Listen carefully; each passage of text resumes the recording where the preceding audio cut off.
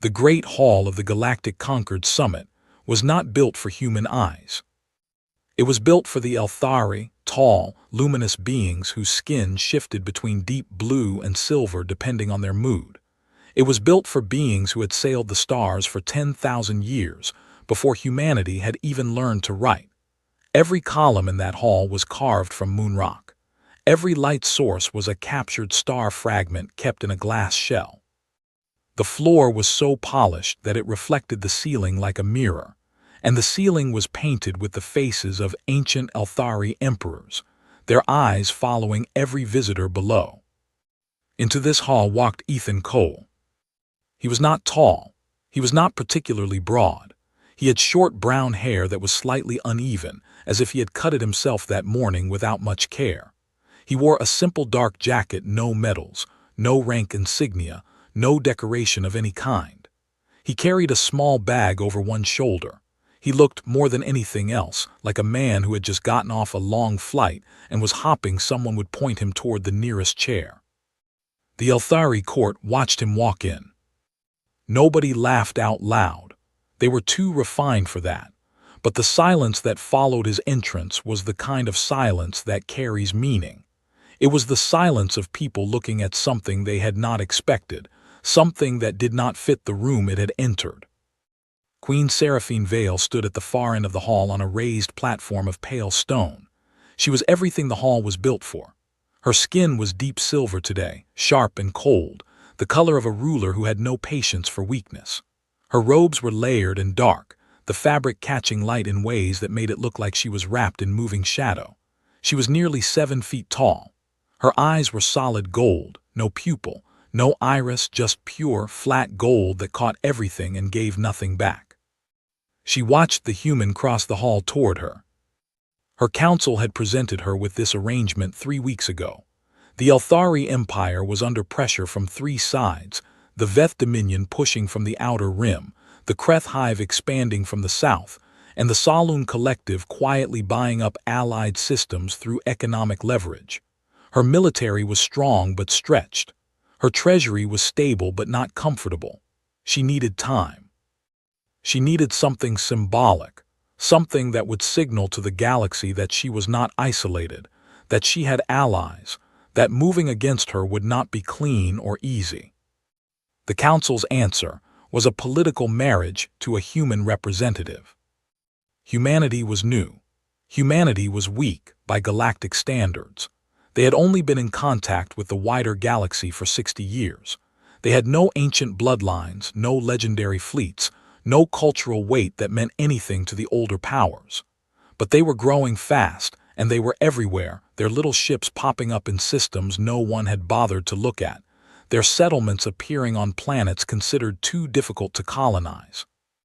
They were loud and strange and persistent, and they made everyone mildly uncomfortable in a way that was hard to name. A marriage alliance with humanity would signal nothing threatening. It would simply say, "We have friends. We are not alone. Please calculate that into your plans before you act." Seraphine had agreed to the arrangement the same way she would agree to hang a new tapestry in a corridor. It was a small, practical decision. She had expected them to send someone interesting. They had not. Ethan Cole reached the base of her platform and stopped. He did not bow in the Elthari fashion, which required a specific fold of the arms and a lowering of the head at a particular angle. Instead, he gave a short, simple nod, the kind a person gives when they meet someone at a front door. Then he smiled. It was a small, ordinary smile, a little tired around the edges. "Your Majesty," he said. His voice was calm and even, no nerves, no performance, just a man speaking to another person. One of the court advisors leaned toward another and whispered something behind his hand. Seraphine did not hear the words, but she saw the expression on the second advisor's face, a small, quickly suppressed smile. She said nothing about it. The ceremony was arranged for 3 days later. There was no love involved. No one pretended otherwise. It was a formal political union, documented in the Galactic Concord Registry, witnessed by representatives of 7 species.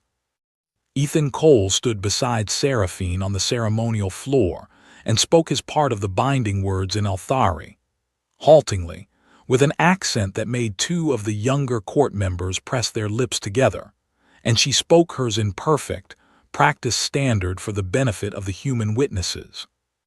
When it was done, a senior Althari general named Vars leaned toward his aide and said, quietly but not quietly enough, "She married a human farmer, for peace." The aide made a sound that was not quite a laugh. Ethan heard it. His hearing was sharper than most people assumed, which was a fact that would have surprised the general considerably if he had known it. Ethan did not turn around. He did not change his expression. He simply stood where he was and waited for the next part of the ceremony, his hands folded in front of him, his face relaxed and unbothered. Seraphine had not heard Vars's words, but she saw Ethan's stillness in that moment. She filed it away without giving it much thought. In the days that followed, palace life continued as it always had, except that there was now a human in it. Ethan was given quarters in the East Wing, comfortable and private, far enough from the main chambers that he was not constantly underfoot. He was given access to the public areas of the palace and the grounds. He was assigned an Althari attendant named Lyra, a young woman who spoke very good standard and had clearly been briefed to be patient with him. He was polite to everyone, relentlessly, cheerfully polite. He learned the names of the kitchen staff within his first week. He learned a new Althari phrase every day and used it correctly by the end of the week, even the difficult ones that required the speaker to shift the back of the throat in a way that human anatomy was not supposed to manage well. He thanked people for small things. He did not complain about the food, even the dishes that were clearly not designed with human digestion in mind. The court watched him the way one watches a harmless and mildly puzzling animal that has wandered into a formal garden, curious, slightly amused, not concerned. Seraphine observed him during the meals they were required to share twice a week. She asked him standard questions, his background, his interests, his thoughts on Althari customs, and he answered them pleasantly and without complexity. He had worked in the military. He was retired now. He liked quiet places. He found the palace gardens very beautiful. He was enjoying learning about Althari history. Nothing remarkable, nothing interesting. She told her chief advisor, Vale Drin, after the third shared meal, "He is exactly what they said he was, harmless, suitable." Vale Drin had nodded and said nothing. At night, Seraphine wrote in her private record, a habit she had kept for 300 years. That night she wrote, "He is a practical solution. He requires nothing from me. He asks for nothing. He causes no disruption. He is in all ways unremarkable. This will work exactly as planned." She closed the record and went to sleep, satisfied. Down the corridor in the East Wing, Ethan Cole sat by the wide window of his quarters and looked out at the twin moons of Althari Prime rising over the mountains. He was quiet for a long time. Then he picked up a small, battered notebook from his bag, the kind made from real paper, which almost no one used anymore, and wrote one short line in it. He closed the notebook, set it on the table, and went to sleep. The notebook lay there in the moonlight. If anyone had looked closely enough to read what he had written, they would have seen 5 words that made very little sense given what everyone in the palace believed about him. Be small, watch, stay ready. The East Wing of the Imperial Palace had a problem that nobody talked about openly. The atmospheric regulator on the 3rd floor, the system that kept the air pressure and temperature stable for that entire section of the building, had been failing slowly for 2 years. It was not dangerous exactly, but it was inconsistent. Some mornings the corridor near the end of the hall was 10 degrees colder than it should have been. Some afternoons the air felt thin, like the top of a mountain. The Althari, whose biology ran warmer than most species, barely noticed. But 3 visiting dignitaries had complained about headaches over the past year. And 2 members of the palace staff, who worked that corridor, had quietly requested reassignment. The palace engineers had looked at it 4 times. The The system was old, a design from 600 years ago, updated in pieces over the centuries until no single person fully understood how all the parts connected anymore. Every time the engineers came, they adjusted something, filed a report, and left. The problem continued. On a quiet morning in the third week of Ethan's time at the palace, Lyra, his assigned attendant, found him in the East Wing corridor. He was not doing anything she expected. He was crouched near a panel on the lower part of the wall, the cover removed and set aside neatly, his head tilted as he listened to something she couldn't hear. "Sir," she said carefully, "that panel is not, you should not." "Intake cycle is running backwards," he said without looking up. "Someone reversed the polarity on the secondary draw about 60 years ago, probably trying to fix a pressure leak. It worked for a while, but the system wasn't designed for it. Every time the temperature outside drops more than 15 degrees, it overcompensates and pulls air the wrong direction through the tertiary filter." He paused. "Do you have something I can use to recalibrate the draw valve? A thin tool with a flat end." "Doesn't need to be specific. Anything narrow enough to fit in that slot there." Lyra stared at him. She got him what he asked for. She wasn't entirely sure why. Ethan worked on the panel for about 4 hours, occasionally asking Lyra to look something up about the original engineering specifications of that model of regulator. Information she pulled from the palace archive, still puzzled about why she was helping. He worked quietly, without frustration, making small adjustments, and then waiting to see what the system did, the way a person waits for a pot to boil. By early afternoon, the corridor was the correct temperature, steady and even, all the way to the end of the hall. The head of palace engineering came to inspect it the following morning. He stood in the corridor for a long time, checking his instruments. Then he pulled up the maintenance record, read what had been done, and stood in silence for a moment longer. He filed a note in the system. "Issue resolved. Solution found by," he paused, then typed, "the Queen's consort." He did not say anything else about it, because there was nothing obvious to say. Life in the palace continued. Ethan attended the formal events he was required to attend. He sat in the correct seat. He wore the correct clothing. He did not embarrass anyone. He continued to be polite and quiet and unremarkable, and the court continued to regard him with mild, tolerant amusement. Then Admiral Cross came. His arrival was announced 3 days in advance, which was itself a statement. Cross of the Veth Dominion did not announce his arrivals as a courtesy.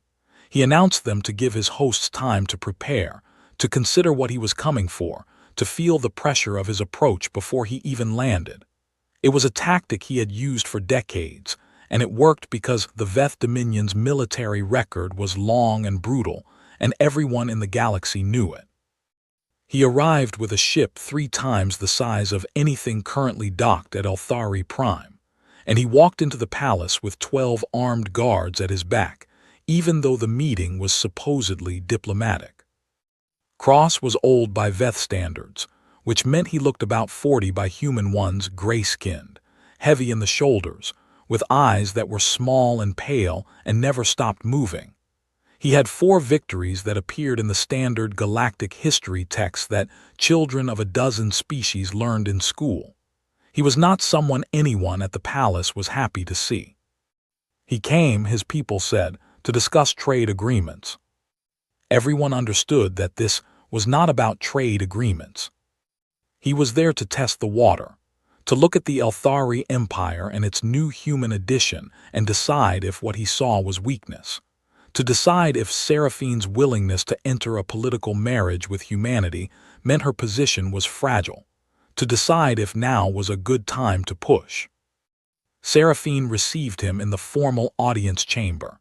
She was composed and cold, as she always was, giving nothing away. Her advisors flanked her. Her generals stood at measured distances around the room, visible but not aggressive. And Ethan Cole sat in the seat designated for the consort, slightly to the right and below the Queen's main throne, a position that was technically present but clearly secondary. He sat with his hands in his lap and watched Cross walk in.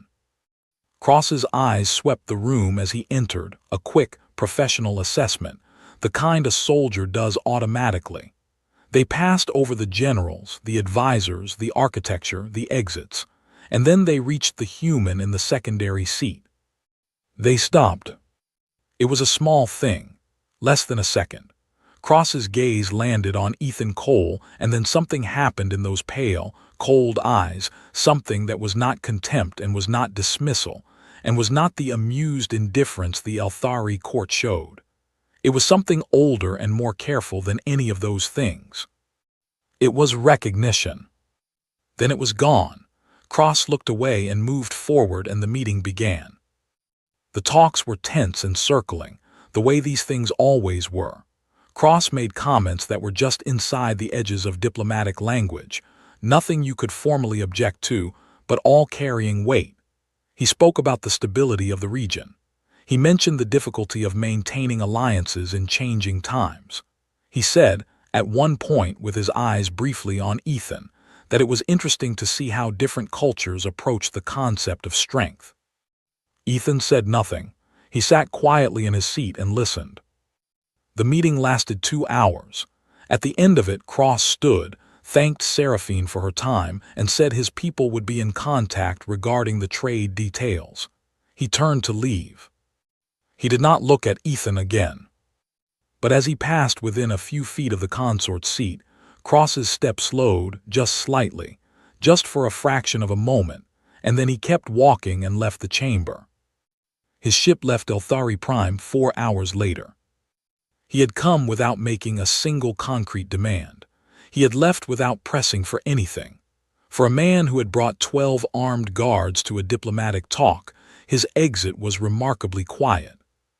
Seraphine's spymaster, Vale Drin, noted this in his analysis report that evening. He wrote, Cross's behavior in the audience chamber was inconsistent with his established patterns. His early departure and lack of pressure tactics cannot be explained by standard strategic calculation. Recommend investigation into possible alternative motivations. He also added, almost as an afterthought in small letters at the bottom of the page, of specific note, Cross's reaction upon first seeing the consort, duration less than 1 second, expression unidentifiable, but he is not a man who reacts to things without reason. Vale Drin stared at those last words for a while. Then he pulled up the public human personnel file for Ethan Cole and read through it again. It was brief. Standard military service, honorably retired. A handful of commendations with no specific details attached. No red flags, no remarkable history. He found this, for the first time, suspicious. He closed the public file. He opened a different system, one that required his highest level of clearance to access. He typed in the name. He hit several walls almost immediately. File after file marked restricted, sealed, classified beyond the level of his standard clearance. Redacted lines that went on for pages where the actual information should have been. He sat back in his chair. A simple retired human soldier did not have this many sealed files. He sat there for a long time, thinking. Then he began the process of requesting access to the deeper archives, the ones that required authorization from the Galactic Conquered Intelligence Division, the ones that took days to unlock. He would wait. Across the palace, Ethan Cole sat in the garden in the cool evening air, looking up at the stars. He knew, without looking, which direction the Veth Dominion fleet would be sitting at the edge of the system. He knew because he had checked the sensor data quietly that morning, a habit so old it was no longer something he chose to do. He sat there a while longer. Then he went inside, made himself a cup of coffee from the supplies he had brought from Earth, and went to bed. He slept easily, as he always did. It was one of the stranger things about him, though no one in the palace knew it yet, that the more complicated a situation became, the better he slept. The authorization came back in 2 days, which was faster than Vale Drin had expected. That alone told him something. Requests to the Deep Galactic Conquered Intelligence Archive normally took a week. When they came back in 2 days, it usually meant one of two things. Either the files were so empty they required no review, or someone on the other end of the request had seen the name and immediately sent everything through, the way you quickly hand something dangerous to the person authorized to hold it. He sat down at his desk early in the morning, before the palace was fully awake, and opened the files. He was still sitting there when the sun set. He did not eat. He did not take any of his usual breaks. He read for 12 hours in near silence, occasionally stopping to pull up a secondary document that a reference in the main file pointed him toward, and then sitting with that document for a while before going back. His tea went cold. He did not notice. By the time he finished, it was dark outside and the palace had gone quiet. He sat in his chair for a very long time, not reading, not moving, just sitting with what he now knew. The file on Ethan Cole was not a file in the normal sense. It was a collection of fragments, records from a dozen different agencies, a dozen different species, a dozen different events spread across 20 years. Many of them had been sealed individually by different governments.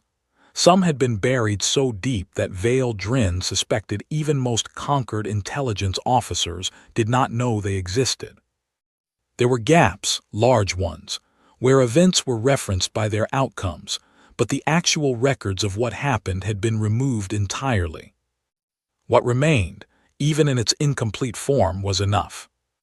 There was an incident 12 years ago at the Myra 7 jump gate on the outer edge of human-controlled space.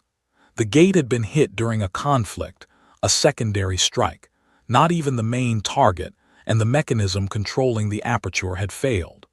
The gate was collapsing. On the other side of it were 40,000 refugees in transports, trying to get through before the window closed completely. The standard calculation said the gate had perhaps 20 minutes before it was gone. Ethan Cole had been present. He had been there as part of a different operation entirely, one whose details were sealed and unavailable. When the gate started failing, he had gone in manually. Not in a suit, not with proper equipment, with what was available, which was a maintenance harness and 2 emergency cables. He had reached the core override housing, which was designed to be operated by machines, and was not accessible to a person without modifications to the approach tunnel, and he had forced it open. He had then held the aperture manually.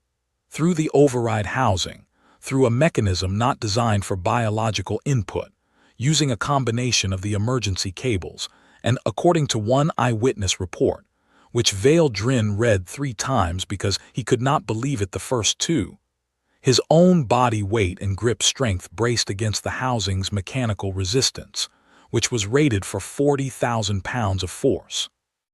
He had held it for 6 hours and 4 minutes. All 40,000 refugees made it through. The medical report on the other side recorded that Ethan Cole was conscious when they reached him, which the attending physician described in her notes as Vale Drin read the exact words carefully, medically implausible. He had been transported to a human facility. He had been cleared for duty 6 weeks later. The incident was sealed, not classified in the usual sense, not sensitive or restricted for political reasons, but sealed specifically and deliberately because the human government had quietly decided that publishing what had happened would raise questions they did not want to answer publicly about what a person could survive. Vale Drin moved on. 3 years after Myra 7, there was a record from the Kreth Hive, one of the oldest and most feared biological civilizations in the known galaxy. The Hive did not communicate with outside species in any normal sense. They sent signals, biological chemical messages, translated by machines at the edge of their territory. But in this record, filed by the conquered diplomatic division, and then almost immediately sealed, the Hive's queen had sent an unusual transmission. It was addressed to the human government. It was about one human specifically. The translation was clinical and flat, the way all Hive messages were, But the meaning was not flat at all. The Hive Queen, a being who had existed for 400 years and had never, in recorded history, addressed any outside species with anything other than demands or hostility, had stated that Ethan Cole had come to her territory unarmed and alone and had remained there for 11 days. She had stated that he had communicated with her through means the Concord translation team admitted they did not fully understand. She had stated that at the end of the 11 days, she had agreed to a cessation of expansion into 7 systems the Hive had already claimed. She had also stated, and this was the line Vale Drin read 4 times, that Ethan Cole was the only creature outside the Hive that the Hive had ever been uncertain about. A species that communicated in chemical signals and thought in collective patterns had, in its own way, admitted that one retired human soldier had made them pause. Vale Drin moved on. He found references to the siege of Morrow Station in 3 separate documents from 3 separate species intelligence services, none of which were human. Morrow Station had been a human outpost on the edge of the Veth Dominion's first expansion push, 12 years ago, around the same time as the Jumpgate incident, which told Vale Drin that Ethan Cole had been very busy that year. The Veth Dominion had sent a significant force. The station was not, by any military calculation, supposed to hold. It held for 19 days. The details of what happened inside the station during those 19 days were not available, sealed by the human government, and sealed hard, deeper than anything else Vale Drin had accessed. But the outcome was recorded clearly in every version of the event he found. The Dominion force had retreated, not redeployed, not strategically repositioned. Retreated, a word the Veth Dominion's own military history almost never used. One of the documents, from a neutral observer species that had been monitoring the region, noted that the Dominion force had sent 17 communications to the station before the retreat. The content of those communications was not available, but the number of them, 17 transmissions to a station they could have simply overwhelmed, suggested something unusual about what they had found inside. And then there was the Veth Dominion's own classification system, an internal military document that the Concord Intelligence Division had obtained through means that Vale Drin did not want to examine too closely, because the method was clearly not legal. The Dominion maintained a threat index, a list of individuals, weapons, technologies, and events that their strategic command considered significant risks to their operations. Most entries on the list were weapon systems, some were political alliances, a few were specific military commanders from various species. Ethan Cole was on the list. His classification marker was not a standard one. There were a dozen standard markers in the Dominion system. His was not among them. His marker was a symbol that appeared in only 3 other places in the entire document, a symbol the translation note at the bottom of the page described as meaning, roughly, "Do not engage without strategic command authorization and full asset deployment." The other 3 entries with that marker were a planet-destroying weapon the Dominion had encountered once and never tried to use again, a specific type of biological agent that had ended a civilization 200 years ago, and a space anomaly in the outer rim that had destroyed 4 Dominion ships before they learned to avoid it. Ethan Cole was in that company. His listing name in the Dominion system was not his actual name. It was a Veth phrase that the translator at the bottom of the page rendered in standard as the immovable. Vale Drin closed the last document. He sat in his chair in the dark and thought about the man he had watched sitting quietly in the consort seat during the audience with Cross. He thought about the way Cross's step had slowed as he passed. He thought about the way Cross, a man who had never retreated from anything in his public history, had left the planet 4 hours after meeting the Elthari Queen and her quiet, unremarkable husband. He thought about the regulator in the East Wing corridor, fixed in an afternoon. He thought about the small smile, the plain dark jacket, the the slightly uneven hair. He stood up slowly. He collected the documents, organized them carefully, and placed them in a sealed physical folder, paper, not digital, because some things you do not want on a network. Then he walked through the quiet palace corridors toward the Queen's private chambers. He knocked. A guard answered. Vale Drin held up his intelligence clearance token and said, in a voice that was very even, "I need to speak with Her Majesty, tonight. It cannot wait until morning." He was let in.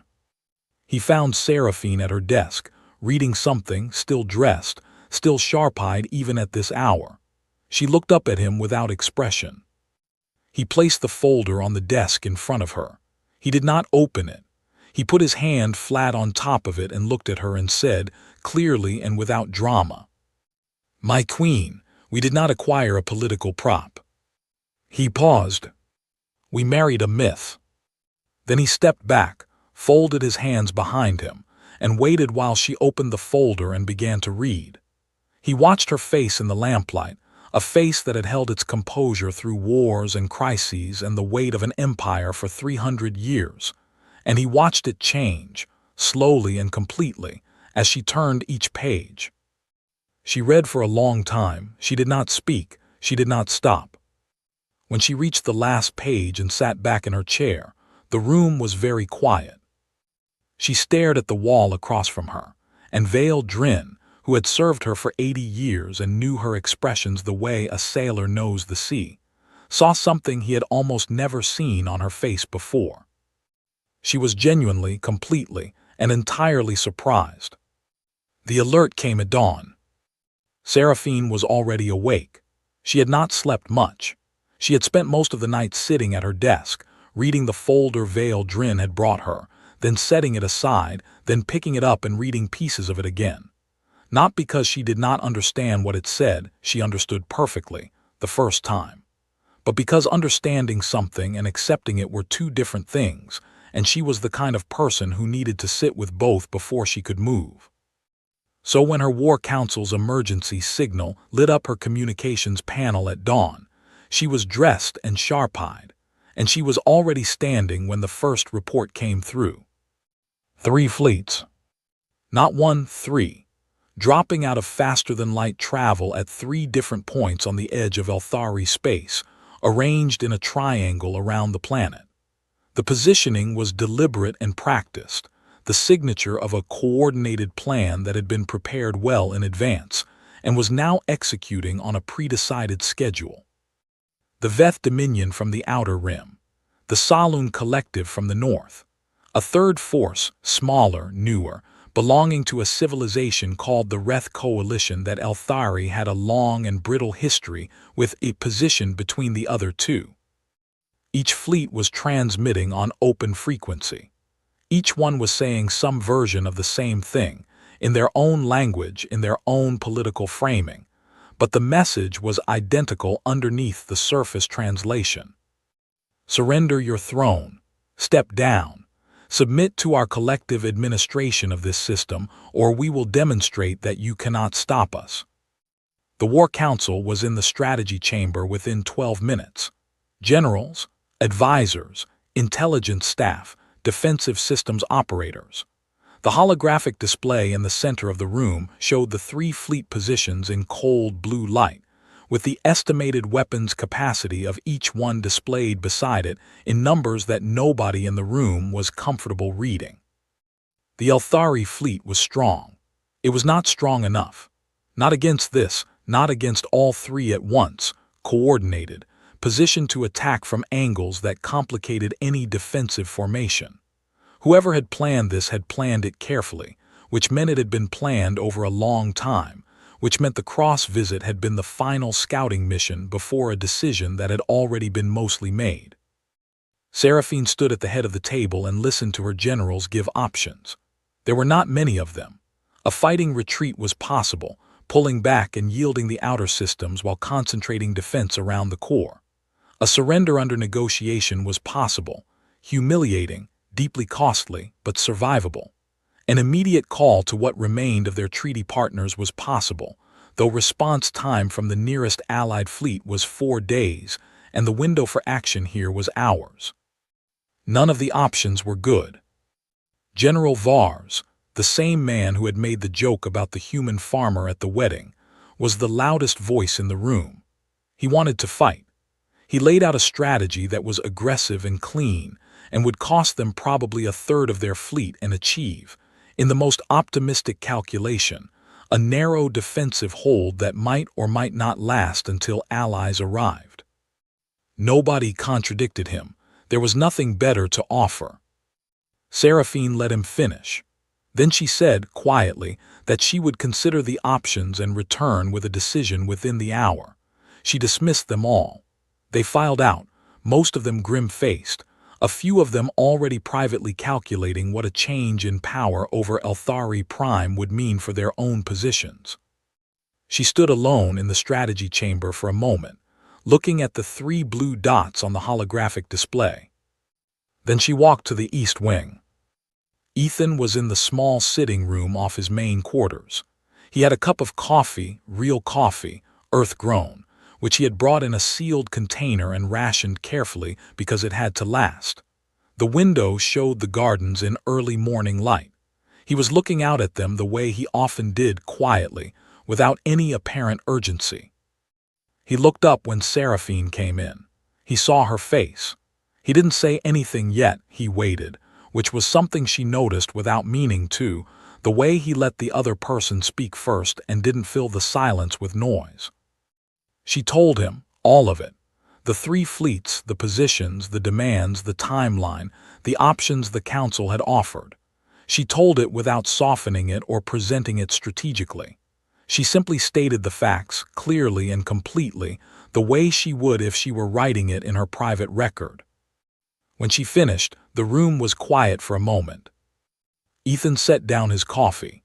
He looked at the floor for a second, and she could see him thinking, not panicking, not posturing, just actually thinking, the way a person thinks when they are looking at a problem and sorting through what they know about it.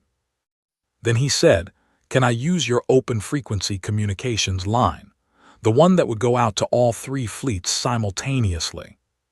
Seraphine looked at him. "What are you going to do?" "Talk to them," he said. The silence lasted about 3 seconds. From the doorway behind her, her chief communications officer had followed at a discreet distance, as he was trained to. She heard a very quiet intake of breath. "You want to talk to them," she said, not mocking, just making sure she had heard correctly. "Yes," Ethan said. He was already standing, picking up his coffee cup and finishing the last of it and setting it back down with the particular carefulness of a person who was used to leaving things tidy.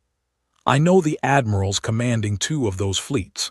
The third one, the Reth Coalition commander, I know his family history, which is close enough." She stared at him. Something from the folder Veil Drin had brought was running through her mind, a line from the diplomatic record about the Kreth Hive.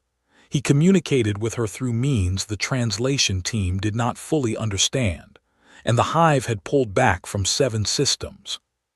She had spent the night telling herself she would not make assumptions, that the file was historical, that today was today.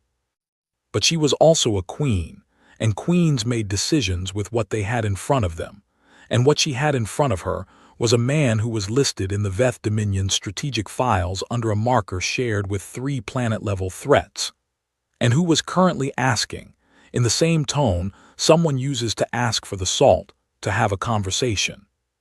She nodded at her communications officer. He hesitated only a moment. Then he moved to the nearest panel, brought up the palace communications array, opened a simultaneous channel to all 3 fleet frequencies, and turned the control to the man standing by the window. The indicator light turned green. The line was live. Ethan Cole did not stand up straighter. He did not take a breath. He simply began speaking in a normal voice at a normal pace, the way a person speaks to someone they've known a long time. He addressed the Veth Dominion commander first, by name, first name, which was not the admiral's public designation. He referenced a specific engagement, a specific date. A specific decision the Admiral had made in that engagement that had not appeared in any public record Seraphine had ever seen. He spoke about it not as a threat and not as a reminder of a defeat, but as something shared, the kind of thing two soldiers mention when they are being honest with each other. He moved to the Saloon Collective's fleet commander, again by name, again with a reference, this one to the commander's record as a young officer on a specific station in a specific year, and something that had happened there which Seraphine, despite her 300 years and her extensive intelligence network, had never heard of. Then he spoke to the Wreath Coalition's commander. He did not know this one personally. He said so plainly. But he mentioned the commander's father, a general in the coalition's history, now dead, a man who had apparently made a decision about humanity during an early contact situation that had prevented a significant conflict. He said the name. He spoke about the decision. He said it had mattered. He spoke for about 7 minutes in total. He was not threatening anyone. He made no promises of destruction. He did not remind them of what he had done or what he was capable of or what the records said about him. He simply talked, in a calm and even voice, about things he knew about each of them, private things, specific things, in a way that made clear, without stating it directly, that he was not a person who could be surprised or cornered or underestimated with safety. Then he was quiet. The first response came from the Saloon Collective. Their commander opened a direct channel and said, in a voice that was carefully controlled, they would withdraw to a neutral distance and open formal diplomatic communication within 48 hours. They powered down offensive systems. The second response was the Veth Dominion, a longer pause. Then the Dominion fleet began to move not forward, not to a new attack angle, back, out of the confrontation zone. The Admiral's voice, when it came, said only that the matter required review at the command level. The third was the Wreath Coalition. The longest pause. Seraphine's hand was very still at her side. A minute passed, then 2. Then the Wreath commander's channel opened. His voice was older than she expected. He said 4 words in standard, slow and deliberate. "We remember you, Cole." And then the coalition fleet powered down and began to pull back. All 3 blue dots on the holographic display in the strategy chamber, which the communications officer was watching with an expression that would have been funny in any other moment, began to move away from Elthari Prime. The room was completely silent. Ethan turned from the communications panel. He looked at Seraphine.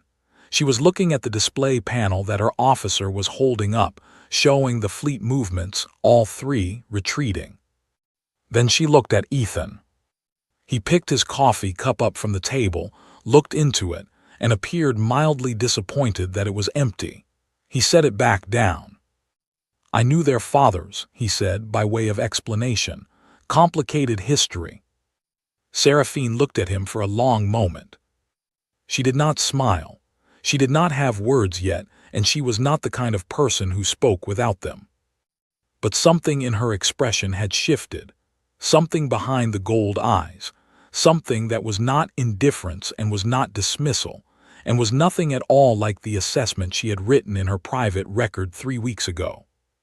She turned and walked back toward the strategy chamber, because there were things to manage and orders to give, and a war council waiting with questions she would now have to answer. Behind her, in the sitting room of the East Wing, Ethan Cole set about making himself another cup of coffee. He hummed something quietly while he waited for it to heat, an old Earth song, something with no particular name, just a melody he had picked up somewhere in a long life that had taken him to a great many places. He did not look like a myth. He looked like a man who was very much looking forward to his second cup of coffee, now that things had settled down. The galaxy talked about it for weeks. Every intelligence network, every diplomatic channel, every news relay that moved information between star systems was running some version of the same story. 3 fleets had converged on Elthari Prime. the most coordinated military pressure the Empire had faced in 2 centuries, and all three had withdrawn without a single shot fired. The theories were many and specific, and almost entirely wrong. Some said Seraphine had made a secret offer, resources, territory, technology, too good for the three powers to refuse. Some said the Elthari fleet had a new weapon system that had scared them off, something untested and unknown. Some said the Veth Dominion had experienced an internal command crisis that happened to coincide with the standoff. Some said the whole event had been staged, a show of unity planned in advance between all parties for reasons no one had worked out yet. No one said, a man made 7 phone calls and they all went home. Because no one outside the palace knew that. The communications had gone out on open frequency, technically, but open frequency in this context meant accessible to the 3 fleets, not recorded in the public Concord communication logs, not intercepted by civilian monitoring, not reported in any official dispatch. The palace communications officer had said nothing to anyone. Vale Drin had said nothing. The War Council, who had been waiting in the strategy chamber and had watched the fleet positions change on the display without knowing why, had been given a brief and careful explanation by Seraphine that attributed the withdrawal to preliminary back-channel diplomatic contact, not a lie, technically, and left the details vague. The details would stay vague. Inside the palace, though, things were different. The court that had once watched Ethan Cole cross the Great Hall with tolerant amusement did not watch him the same way anymore. Nobody had made a formal announcement. Nobody had posted a notice. But Vale Drin was a person who spoke to people, quietly and selectively, and he had spoken to the right ones. And the communications officer had a face that was not built for secrets, and the War Council had eyes, and something had moved through the palace the way things always move through closed communities. Not as information exactly, but as a change in atmosphere. The court felt it without being able to name it precisely. They simply became, very suddenly, less amused. General Vars stopped making any jokes at all for about a week. When he passed the East Wing corridor, his pace was slightly faster than usual, the way a person walks a little more quickly past a house where something serious has happened. The Imperial Guard, 60 elite Elthari soldiers who had spent their careers serving the Queen, and who had, as a group, never thought much about the human in the East Wing one way or another, began to stand a little straighter when Ethan walked past them. None of them decided to do this. It simply happened, the way posture adjustments happen when a person's subconscious has processed something their conscious mind is still catching up with. Lyra, his attendant, continued to perform her duties exactly as before. She was professional and composed. But she had started unconsciously, and then consciously, and then as a conscious decision she had made without quite admitting she'd made it to ask him more questions. About the places he had been. About the things he had seen. She did not know the specifics of what the files said. But she had noticed what the files apparently proved, which was that a quiet man who answers your questions pleasantly for weeks and never volunteers anything is a quiet man who knows a very great deal. She found it interesting. She kept finding it interesting. Ethan himself changed nothing.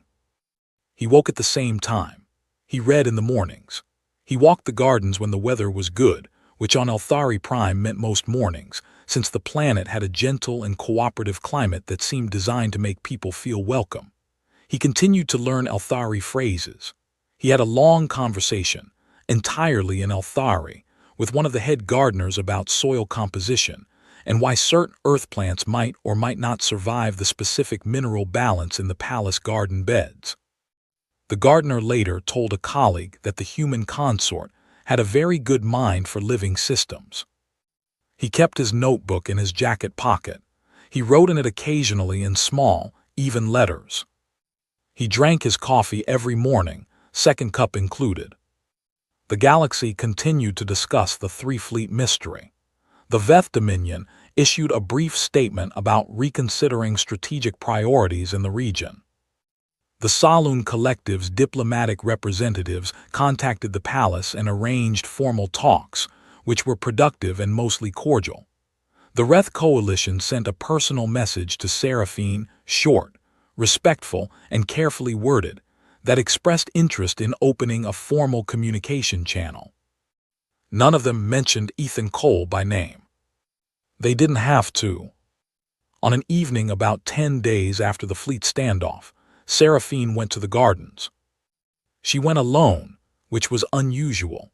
She normally had at least 2 guards within reasonable distance, but she had told them to wait at the garden entrance and walked in by herself, and they knew her well enough to understand when an instruction was a preference and when it was a requirement.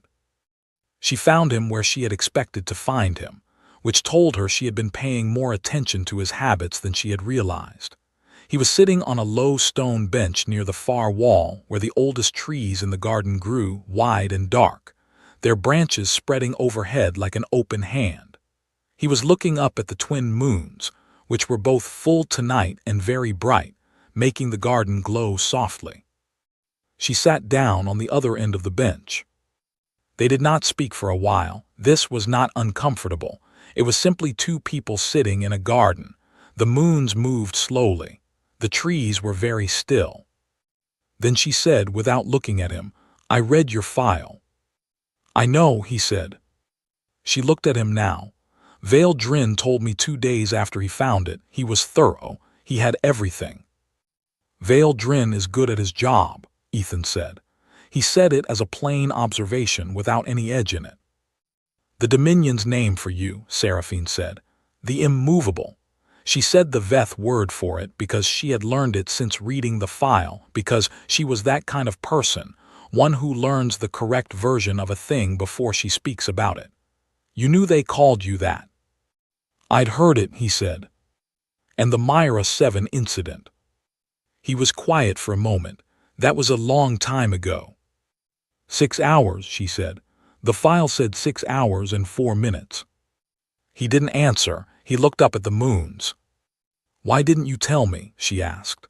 The question was direct, the way all her questions were direct, but it did not have an accusation behind it. She was genuinely asking. He thought about it for a moment in the way she was beginning to recognize actually thinking, not performing thought. Then he said, "Because it wouldn't have been true." She frowned slightly. "What does that mean?" "The files tell you what I did," he said. "They don't tell you why or what it cost or what I thought about afterward. They make it sound like I'm some kind of," he paused, looking for a word, "a thing, a force, something that doesn't have bad days or get tired or make mistakes." He was quiet for a second. "I'm not that. I'm just a person who did what was in front of him a lot of times over a long time. That's all." Seraphine was quiet for a while. She looked at the trees. "I have met 3 beings in my 300 years," she said slowly, "that I would call genuinely dangerous. Not powerful, dangerous. There is a difference. Powerful things are predictable. Dangerous things are not." He looked at her, listening. "You are not one of them," she said. He tilted his head, curious. "No." "No," she said. She looked at him directly, her gold eyes very steady in the moonlight. "You are something rarer. You are dangerous and you choose not to be, every single day." The garden was very quiet. Somewhere in the trees above them, something small was moving, something that lived in the old branches and came out at night. Ethan looked up at the sound, then back at her. He said, after a moment, "That's the kindest thing anyone has said about me in a long time." She did not smile. She was not someone who smiled often or easily, but something in her expression changed. Something settled. Something that had been uncertain, without her quite admitting it was uncertain, became less so. She looked away, back at the moons. "The council is still confused about the fleet withdrawal. I have given them an explanation that satisfies them for now. Eventually they will work it out." "Does that worry you?" "No," she said, and she meant it.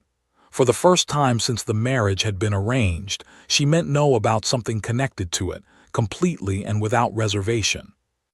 They sat in the garden for a while longer, not talking much, neither of them needed to fill space with words when there was nothing specific to say.